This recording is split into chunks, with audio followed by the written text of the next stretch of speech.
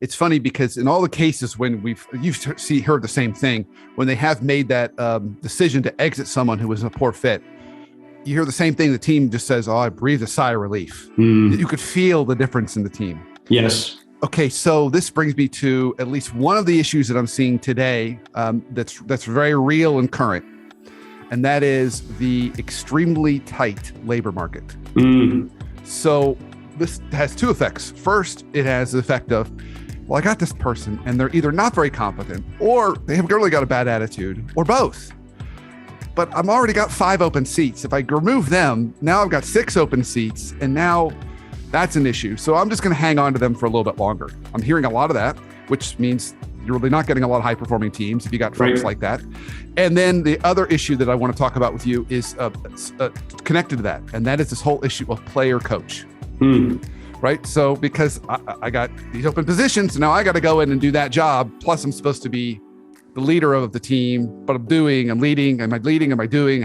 So in teams that are stretched really tight like that, are there any good tactics or approaches to kind of keep them at least somewhat on the edge of high performing, given their it's like a baseball field, a baseball team. I don't have a shortstop. I don't have a center fielder.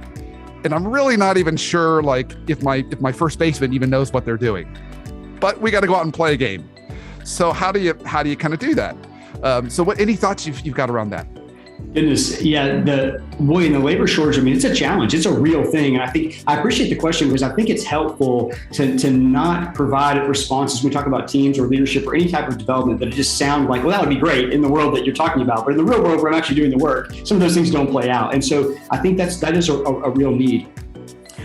A couple of things that come to mind. One is there's a difference between, we have to decide what are the areas where I need a shortstop. That's an essential position on the team. And what are the situations where we're talking about work that may not have to be done?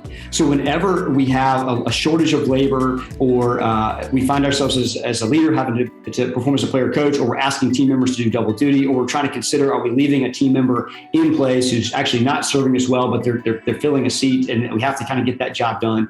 I think it's an opportunity, first of all, to do a bit of an audit and to say, is there any area in which we are doing work that does not have to be done, that's not a high leverage activity and not driving the results that we're seeking? Because if that's the case, then we can eliminate that or automate that or do something different with it that will take some of that burden off and change the conversation a bit. So that might be step one, is to make sure, first of all, that everything you're doing is essential in driving the results you're seeking. I think that another component there would be to say, yeah, as leader, and I think that's really critical for leaders who are playing the player coach role, because it's easy for us to look at everything we're doing and then just start picking up tasks when there's a shortage, because it's been being done, now somebody's not doing it, so I'll just step in and do it without really taking first the step back to say, wait a minute, before I just pick up that, does it have to be done? Does it have to be done now? Does it have to be done by someone in our organization? All that kind of thing. Could it be done next year? Is that, all those things. So that could be a helpful piece there. I think another component related to the first situation you mentioned about the team member is, I would think really hard about letting someone stay in a role because I need that seat filled if they're truly toxic. So if there's someone who's really causing discord, then probably the amount of work that's being created around that is outweighing what they're really providing.